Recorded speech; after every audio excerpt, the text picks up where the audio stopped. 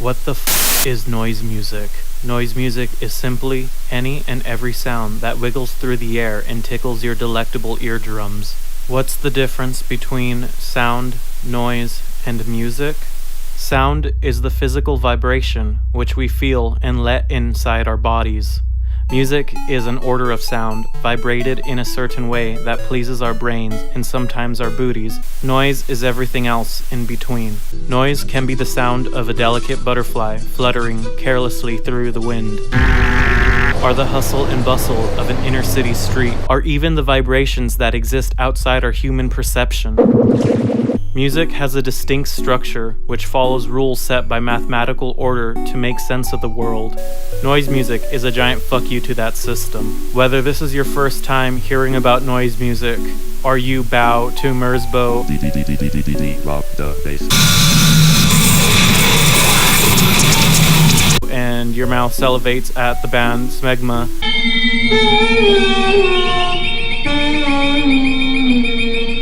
noise music has a long, expansive history, only most recently recorded in the past 100 years. The year is 1912. Italian hipsters were getting massive boners thinking about the future.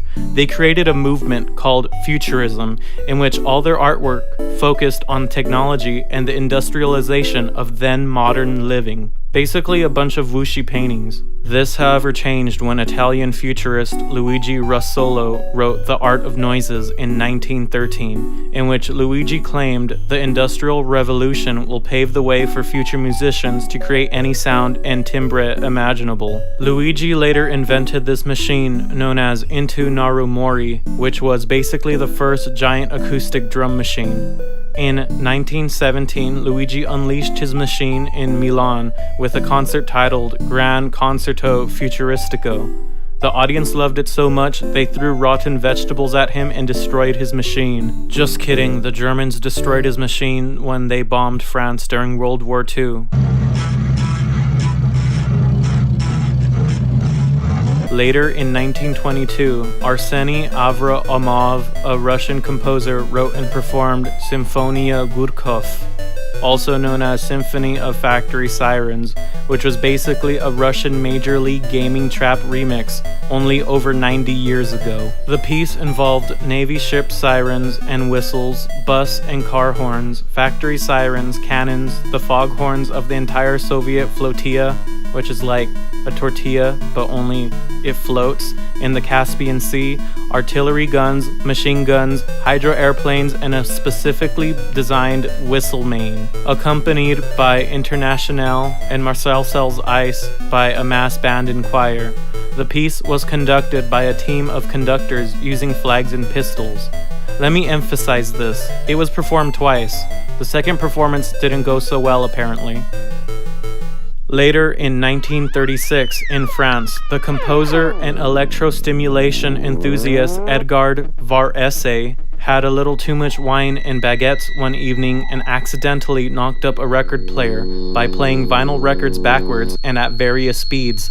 This is how Edgard became the father of modern electronic music. His Frankenstein monster child was later passed on to French composer and theoretician Pierre Schaeffer. In 1949, Pierre went public with his newfound child, which he named Musique Concrète, which we all know is French for concrete music.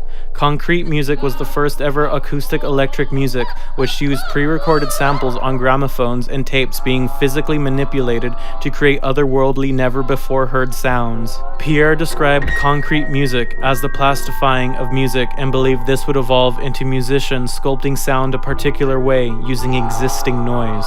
Concrete music is also Vaporwave's grandparent. Later in 1952, American radical rebel bad boy composer John Cage unleashed his meta meme 433, in which a piano player is instructed to sit at a piano for 4 minutes and 33 seconds, and the noise of the audience became the piece. The audience marveled at such a bold statement, which changed music forever. Just kidding, the audience thought it was boring and dumb and literally walked out the last few minutes of the piece. During the 1960s, the privileged American youth with their cheap college, nice economy, Vietnams, and LSDs started making weird pop music using miscellaneous sounds, some of which appearing in mainstream radio. When the Beatles began doing tape experimentation and overdub feedback, you bet your sweet ass all these other musicians started memeing them right away. This, of course, led the jazz generation to declare what they were doing wasn't real music. Unfortunately, the jazz generation died, alone in a retirement home. Its ghost still hangs out every so often, hidden in electric currents. This has been the first part of a short series on the history of noise music. In the next part, I'll elaborate on what happened to noise music in the next 40 years, as the way humans distributed music began changing. Thank you for watching. I'm your host, Frank Javc. Here's the part of the video where I ask you, the viewer, to support a sponsored content or commercial deal or even a Patreon, but I don't have any of those. So if you want to get real DIY public access punk aesthetic with me, you can give me money at my Bandcamp. You can download my mixtapes and all my delicious material there. So thank you for watching.